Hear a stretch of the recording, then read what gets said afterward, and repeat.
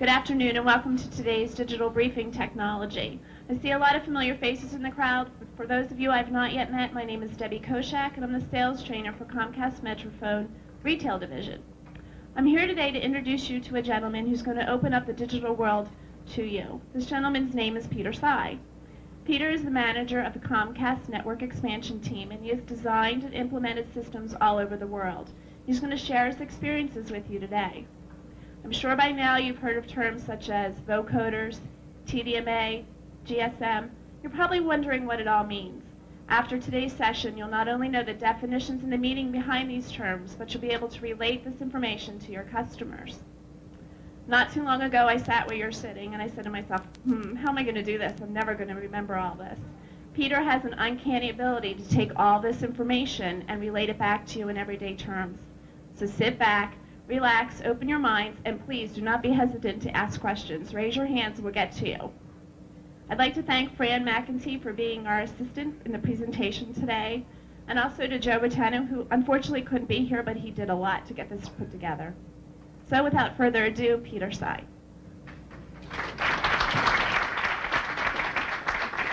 Thank you. Before I start the session, I kind of want to quote something from the late Albert Einstein.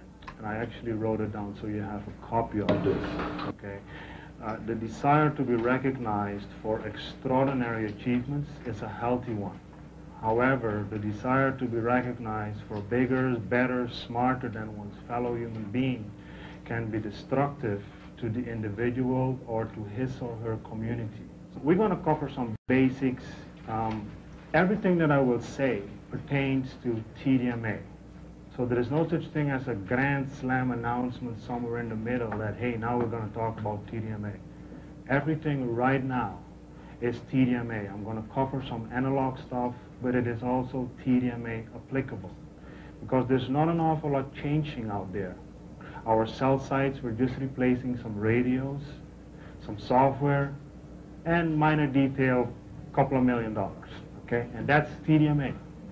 We're not removing antennas or anything like that.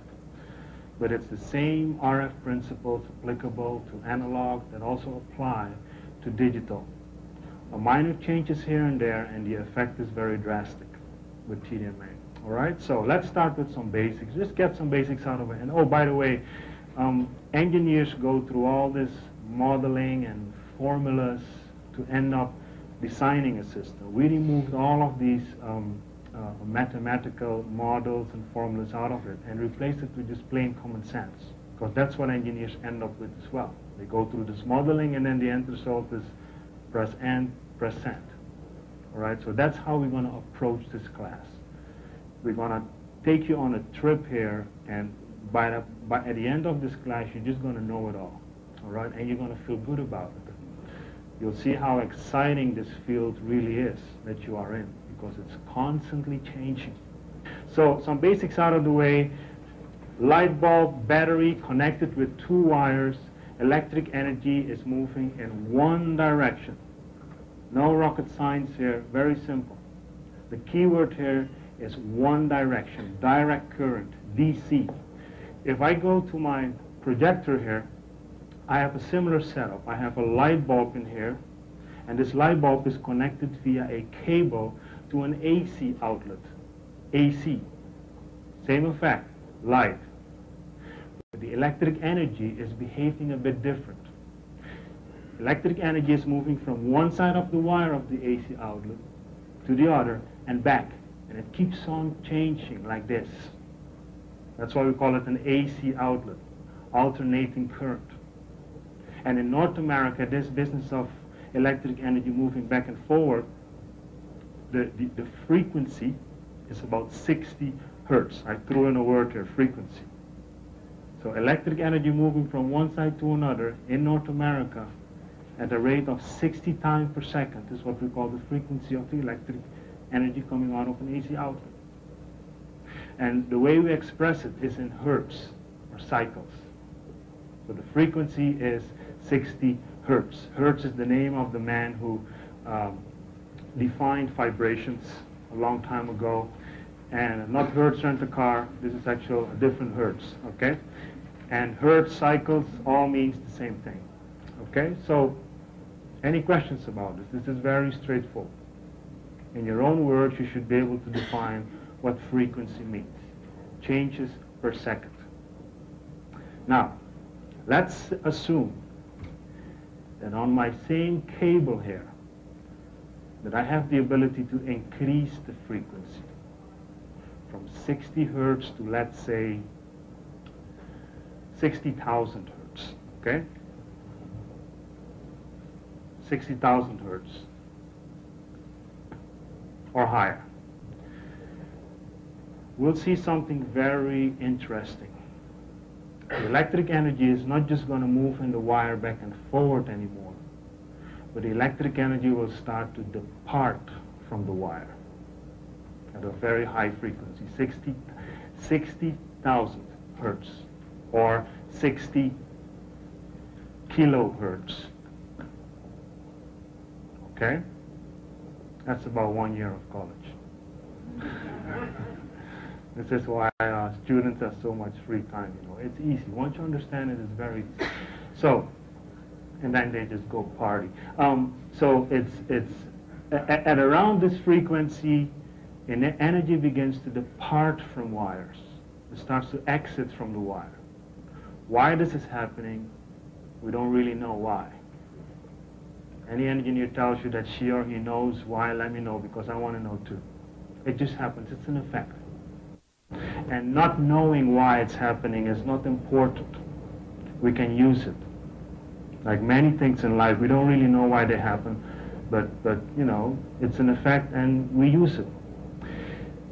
This energy departs from the wire. Our voices also have a certain frequency, but our voices are not high enough in frequency to depart from wires. So what do? We hop on top of these high frequency carriers or voice channels, and that's how our voices travel through the airwaves. So I could have a high frequency carrier of let's say 60,000 hertz or 100,000 hertz, and I put my voice on top of it and I let it carry my voice. That's why they call them voice channels or carriers. They carry our voices. Questions? You see, every time when I ask questions, I'm going to ask you a question, all right? So tell me in your own words, what is frequency?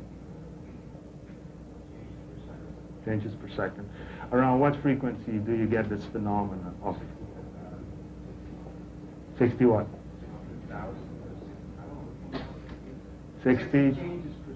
60,000 hertz. Actually, and I hope I spell it right, but it's hertz.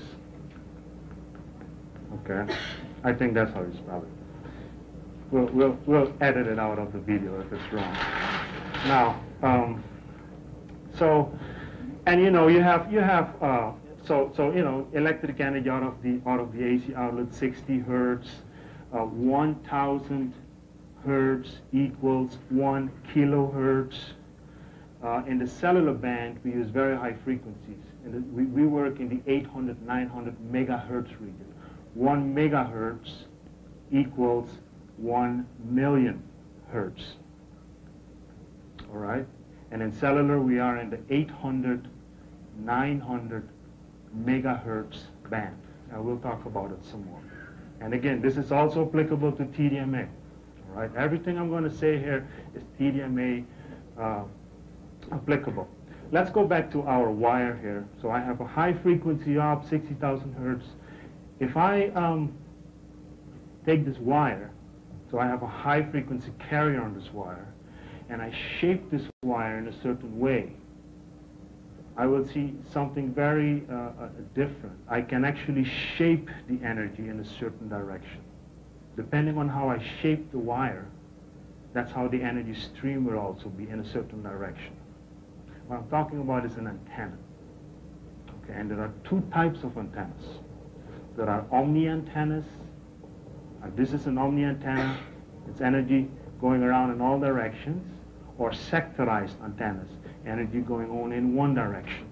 I have here a plot of an omni antenna in a cell site, in one of our cell sites. This is the shoreline. There's water here, and this is where the cell site is with an Omni antenna. And by the way, we're going to share more of these plots with you from engineering. We in engineering are sharing more of this information with our sales and marketing teams so that you have an idea where we have coverage and where we don't have coverage. All right? Because selling TDMA is a lot more complex than just selling plain analog. It's important that you know where we have holes and where we don't have holes. All right? How do you interpret these plots? Very simple. By using different colors, we kind of give you an idea of how strong the signal is. Down here you can see the actual scale in miles. So red means a very strong signal, green is okay, yellow okay, bluish is okay. From here on, all the way to these black spots here, it's not so okay anymore. As you can see, I have these nice circles, but then they're beginning to break up here because there's probably buildings here, and buildings absorb the energy. So I need to go and build another cell site here or another one here. This is why if you go to downtown Philadelphia, for instance, you see clusters of cell sites. Like you're wondering, why can't they just put one cell site and cover the whole area? You can't, because the signal breaks up. And then there's other capacity issues that I'll cover in a while. All right? This is a plot of a sectorized antenna. So the previous one was Omni, and this one is sectorized. Energy focused in one direction, just one. And by using a certain angle, let's say 30 degrees antenna, 60 degrees, 90 degrees, 120 degrees, you can focus the energy in that angle. All right? Any questions? So how many antennas do we have? 2. What type? What is so particular about it? Again? Yeah. All right. Yeah. Perfect. So, yeah, it's very good. If I look at the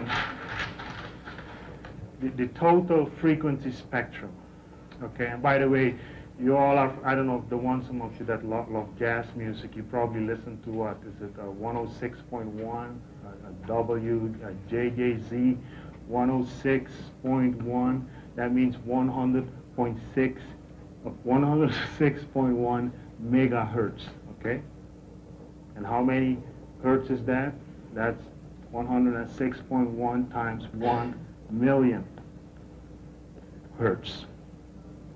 And that's the frequency that these folks are operating in, the 100 megahertz region. That's where FM radios are from, 88 till about 107 megahertz. That's their right to be in that spectrum. We are in an area that's about 8 times higher than that, 800, 900 megahertz, all right?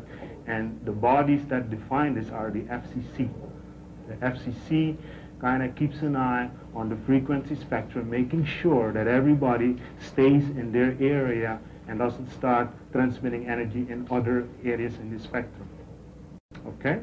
The FCC has allocated about 50 megahertz for our cellular frequencies. Now, if I look at the cellular band, starting around 800, it's actually 824 to roughly 900. You always hear engineers talk about 800, 900. They like to round things up here and there. I can chop up this band in individual voice channels or carriers. Remember carrier, my voice on top of the carrier, and then there we go. And if I chop up this band, I can chop it up to about, I would say, 832 individual voice channels. And what we've also done is then, even though it's chopped up in 832 voice channels, we split it up in 2 halves. So we have 416 on this side and 416 on the other side. And then we call this side the A band and this side the B band.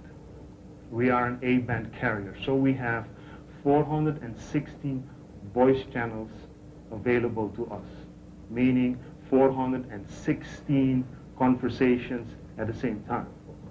How many subscribers do we have?